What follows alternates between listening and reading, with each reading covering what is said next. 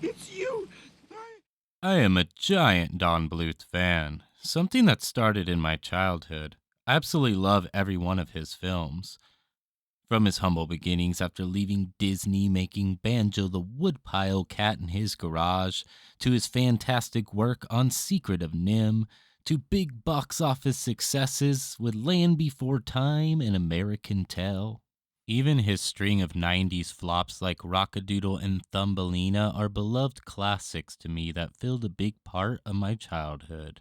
And let's not forget Mr. Bluth's big box office comeback with Anastasia, which became an instant classic. So, when I thought to myself, well, what's my favorite Don Bluth film? An answer did not come easily to me. I struggled to come up with one, simply because all these films mean a lot to me.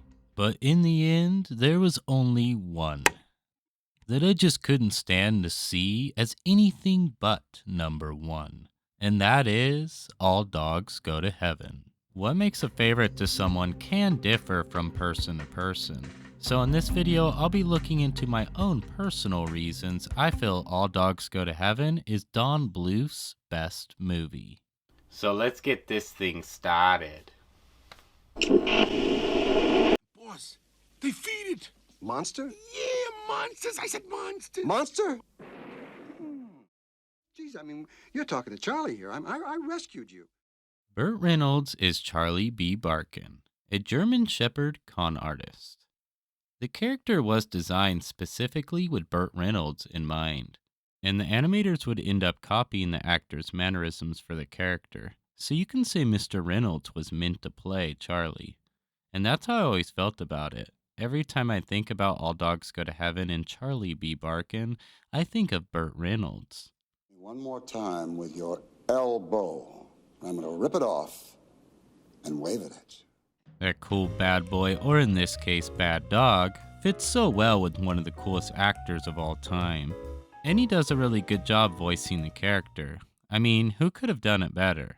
They would move on with the character without Mr. Reynolds in the sequel with Charlie Sheen, and the Christmas special with Steven Weber, and neither felt right. So, what does that tell you? Well, don't play characters after Burt Reynolds, or you'll probably fail. This Don Bluth masterpiece is filled with a dark, gritty tone that highly appeals to someone like myself.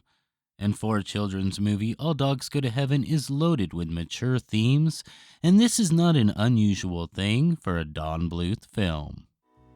But All Dogs Go to Heaven takes it to the next level with excessive alcohol abuse, lots of cigar smoking, gambling, and even murder. Keep a good dog down.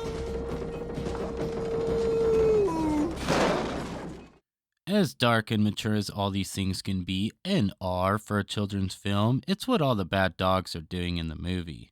Even as a child watching All Dogs Go to Heaven, I never felt that they are saying this is a cool way to be. Actually, quite the opposite. I will forever defend the film for using these themes. Is it for every child? No. But if you are like me and like an animated film with mature undertones, then All Dogs Go to Heaven is one of the absolute best. Charlie is an unusual lead character in a children's film. He drinks, gambles, manipulates the ones around him, and is quite the womanizer. You must have studied dancing. You have natural rhythm. He's basically a bad dog for 90% of the movie. You're not my friend. You're a bad dog. Squeaker. So Charlie is not perfect. He is flawed in many ways, which just makes the character more spot on to how people are in the real world. We are all flawed in some way or another, and to want to better ourselves usually comes from within, and that's exactly what happens to Charlie. It's only Anne-Marie who can truly touch Charlie's heart, and by doing so, he starts to feel bad about using her. And in the end, Charlie B. Barkin becomes a true hero.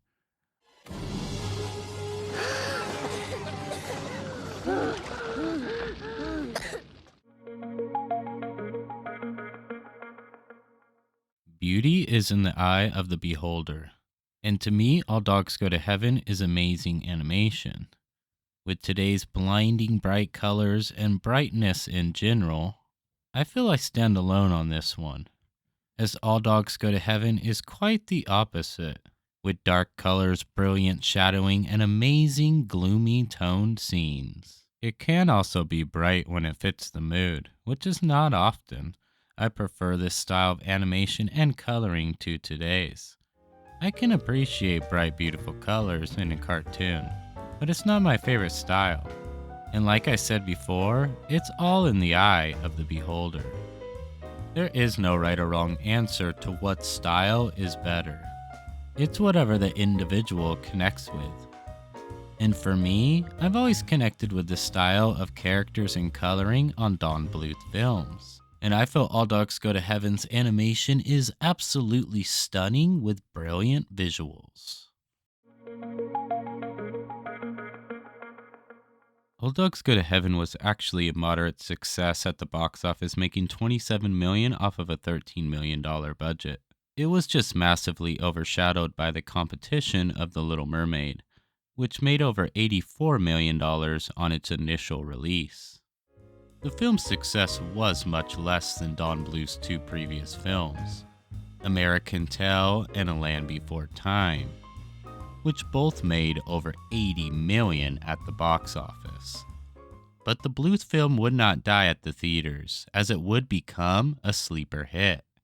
When the VHS came out in 1990, the home video release would sell millions of copies in just the first month alone, and would go on to be one of the top-selling VHS releases of all time. And in the end, Disney could not stop this Bluth film from living on. The movie has become an animated classic to many through the years, and I hope it lives on forever. Charlie! Oh, you beautiful little ticker. Don Bluth first did a film with a cat, then a mouse, and then another mouse, then dinosaurs, and this time it would be dogs. A movie with a bunch of dogs, and I'm usually in, especially as a child. I've always been big into animals, and dogs have always been at the top of my list. Characters like Snoopy, Scooby-Doo, Whimper, and Woofer have always been some of my favorite characters. Even movies like Homeward Bound and Beethoven were childhood favorites for me. So of course the first thing that won me over before even seeing the movie was the title All Dogs Go to Heaven. The idea of dogs in heaven gives me a warm feeling inside, and that's all I really had to go off of before seeing the film. The title and the fact that it had dogs in the movie, and that was enough for me. I came out with two more canine characters to love in Charlie B. Barkin and the Basset Hound, Itchy.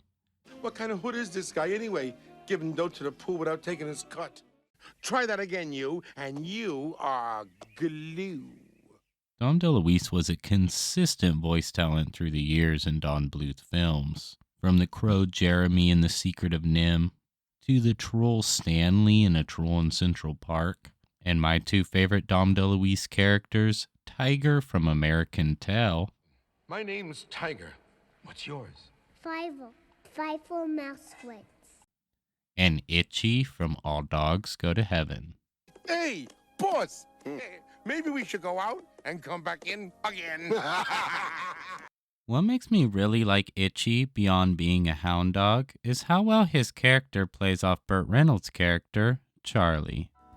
The two had previously done films together, and while voicing the characters, they asked Mr. Bluth to leave the room so they could improvise off one another better, and he agreed. And man, did magic happen. These two are so great bouncing off one another, you feel it while you're watching the movie. And it's the main reason Itchy stands as my favorite Dom DeLuise character in a Don Bluth film. A little girl who talks to animals. Anne-Marie is the true heart of this movie. She's a character you instantly feel for and fall in love with, and she has a special gift. That's right. She can talk to animals. How cool is that? Well, at least I think it's amazing. Of course, really liking animals as I do. I would love this ability. Having this gift brings Anne Marie a lot of joy, but also a lot of heartache, as a lot of the animals use her gift to manipulate her. Sure you can, little girl. But first you talk to the rat. But it's also what makes Charlie connect with her and eventually changes him from within. Anne Marie is just an all around special character with an awesome ability to talk to animals. A good animated film needs a bad villain, and in All Dogs Go to Heaven, that's Carface, with his sidekick, Killer.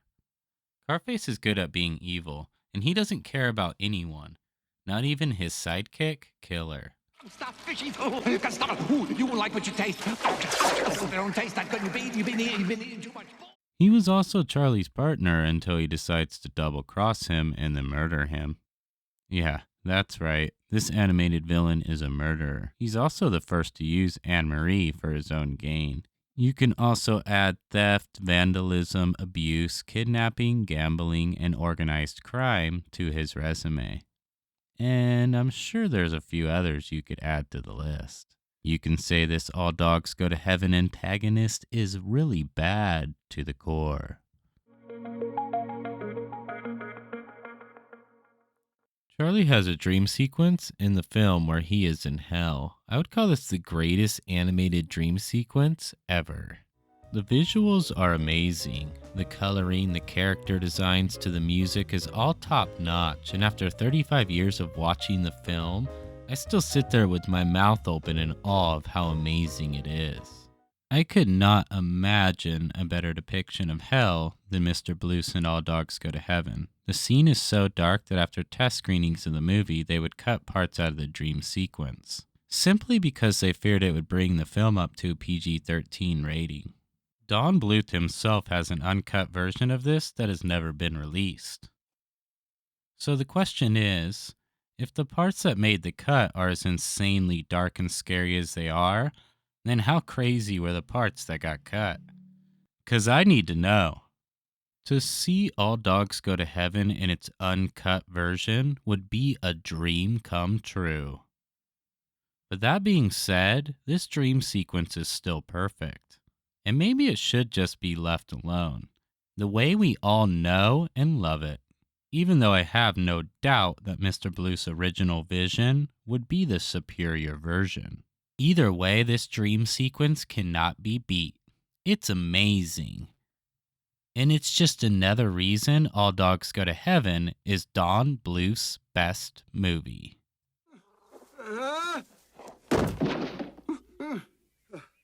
And she read from a book called All Dogs Go to Heaven. And you know what? It was an anthology of dogs. It wasn't even a story. He said, that title deserves a story. So we began to write a story.